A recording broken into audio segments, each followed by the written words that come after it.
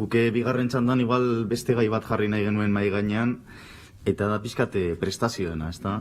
Ez da beste gai bat ezberdina, zeren oso lotuta dago etxe bizitza eskubidearekin, ze uste dugu gutxienez jaurlaritza azken 6 urteetan esango nuke, etxe bizitza eskubidea nolabait betetzen ari dela, hemen ja esan da, baino ez zuzenean, zeharka egiten ari da. Eta zeharka egiten ari da prestazioen sistema baten bidez, ezta? Eta gero, prestazioen sistema hori zenbatekoa da, urtean 87 milioi eurokoa.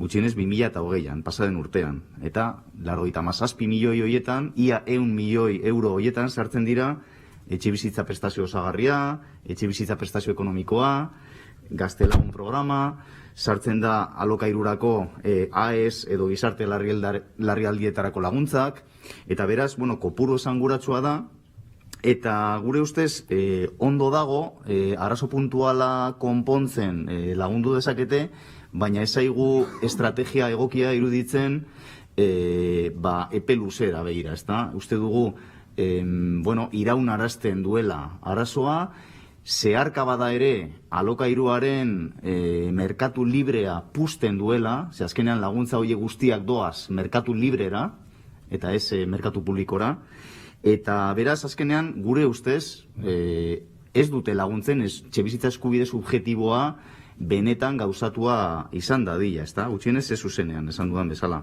Eta horren inguruan, kaleratzeak estope plataformaren iritzia jakin nahiko genuke, ze segurazki 100 milioi hoiek akaso ez dira kendu behar bapatean, ezta? Baina igual izan beharko genuke estrategia bat beste nonbaiten jartzeko, ezta? Denborarekin, eta gure ustez argi dago nun jarri beharko liratekeen, ezta? Esfortzuak eta dira alokairu sozialeko etxe bizitza parke publiko zabala osatzen.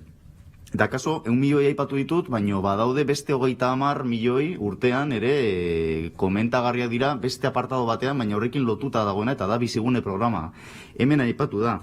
Badauzka bere gauza honak, baina gure ustez ere badauzka bere gauza txarrak eta kaso zerbait revisatu behar da, ze azkenean, biziguneren bidez, ziurtatzen zaio jabeari diru bat hilean, baina, alokairuan dagoenak bakarrik ordaintzen du bere ingresuen 30% gehien ez okerrez banago, eta beraz hor diferentzia hori, danok ordaintzen ari gara, a fondo perdido, edo itzultzen ez dena, eta azkenean, nolabait, partxe bat da, soluzionatzen du berriz ere arazoa modu puntual batean, baina epe luzera, uste dugu hor beste zerbait planteatu behar dela, ezta?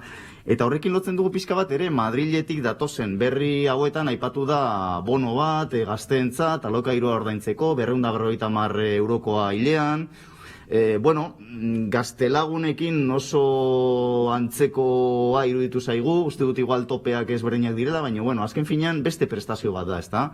Eta egia da Madrilen esan dutela akaso bakarrik 2 urtetarako dela, baina da pixka bat berdina, ez? Eta guke horri buruz, daukagun irakurketa da, hemengo gaztelaguni buruz daukagun berdina, da interesgarri iruditzen zaigu, beharrezkoa ere momentu batzuetan, baina uste dugu beste zerbait behar dela, ze ez dauka luzarorako planteamendu bat, ezta? Eta horren inguruan interesatuko litzaiguke zuen iritzia, segure ustez benetan uste dugu etxebizitza politiken lehentasuna izan behar dela alokairu soziala sustatzea, baina alokairu soziala jabego publikoan. Eta amaitzen dut eskerrak ematen Salva Gonzálezi, animoak ematen, jarraitu dezazuen egiten duzuen lan bikaina egiten, badakit batzuetan gaizki pasatzen dezuela, baina gutxienez hitz polit batzuekin bukatu nahi nuke, eta iasan eman dituzun ideia interesgarri guzti horietatik, nik uste legebiltzar honetan ekimen batzuk atera daitezkela eta saiatuko gara horretan. Eskerrik asko.